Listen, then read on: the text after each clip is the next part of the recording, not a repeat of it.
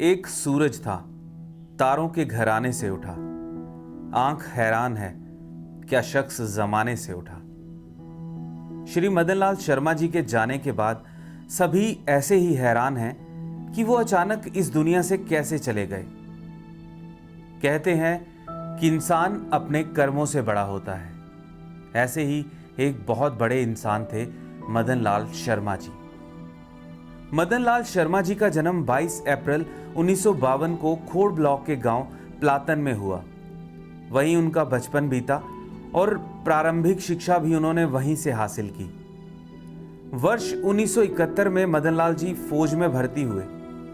इस दौरान उन्होंने 1971 की जंग में शमूलियत भी की।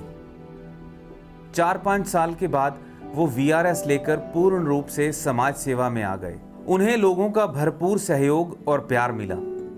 1983 में वो पहली बार एमएलए बने। 1987 में दूसरी बार जनता ने उन्हें फिर जिताया और एमएलए बनाया। 1988 में वो सिर्फ 9 महीने के लिए एमओएस बने, पर इस दौरान उन्होंने हजारों लोगों को रोजगार दिया। 1996 में सीट रिजर्व हो गई। फिर उन्होंने वहां से ताराचंद जी को कैंडिडेट खड़ा किया, जिसमें ताराचंद जी की जीत हुई और उनके राजनीतिक सफर की शुरुआत हुई। 2002 में मदनलाल शर्मा जी अखनूर से एमएलए बने। 2003 में वो कैबिनेट मिनिस्टर बने। 2004 में शर्मा जी जम्मू पुंछ सीट से पहली बार एमपी बने और 2009 में वो दूसरी बार एमपी का इलेक्शन जीते।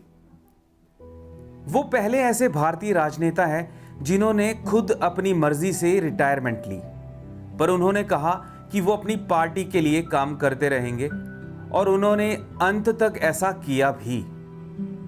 मदनलाल शर्मा जी को पर्यावरण से बहुत लगाव था।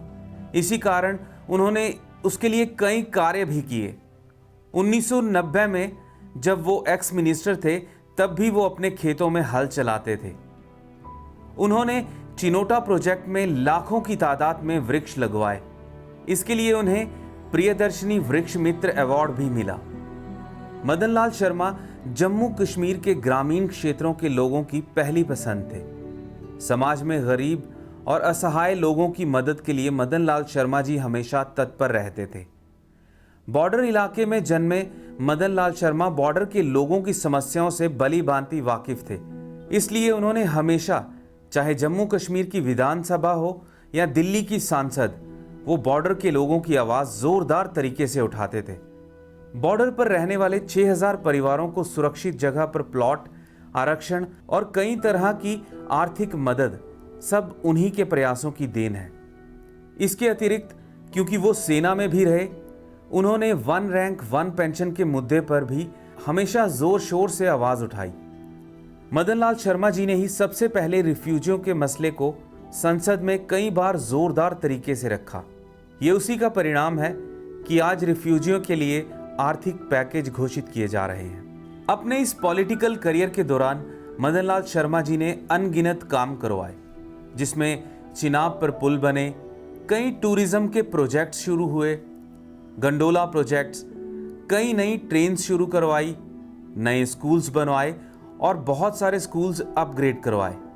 उन्होंने नए कॉलेज भी बनवाए। शर्मा जी ने जम्मू, अखनूर, कलीट, सुंदरबनी और राजौरी पुंछ रेलवे का सर्वे भी करवाया। इसके अलावा 23 लिफ्ट इरिगेशन स्कीम्स भी शुरू करवाई।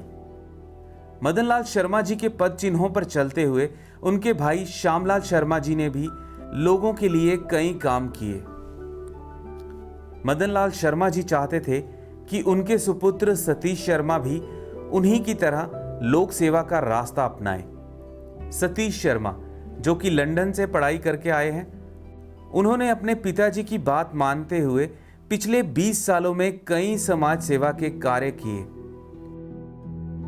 उन्होंने अपने पिता के सपने को पूरा करने के लिए फॉरेन में नौकरी और आर्मी ऑफिसर की पोस्ट भी छोड़ दी। सतीश शर्मा जम्मू कश्मीर यूथ कांग्रेस के वाइस प्रेसिडेंट भी रहे। मदनलाल शर्मा जी के किरदार का अंदाजा इसी बात से लगाया जा सकता है कि जब 2020 में डीडीसी के चुनाव में कांग्रेस पार्टी ने उनके बेटे सतीश को टिकट नहीं दी और सतीश जी ने इंडिपेंडेंट चुनाव लड़ने का फैसला किया, तो मदन लाल शर्मा जी ने बड़ा दिल रखते हुए अपनी पार्टी कांग्रेस का साथ दिया।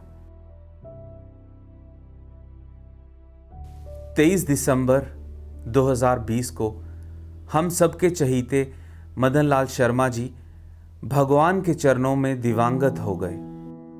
इसमें कोई दो राय नहीं कि जम्मू कश्मीर की राजनीति में उनका रिक्त स्थान कोई भी नहीं भर सकता। उनके जाने से जहां पूरे जम्मू कश्मीर में शोक की लहर है, वहीं इनका जाना अखनूर व छंब के लोगों के लिए एक धक्का है। मदन लाल शर्मा जी एक साफ सुथरी छवि वाले ईमानदार और कर्मठ नेता थे। उन्हें लोगों का भरपूर प्यार और आशीर्वाद मिला। वो हमेशा हम सब के दिलों में जिंदा रहेंगे।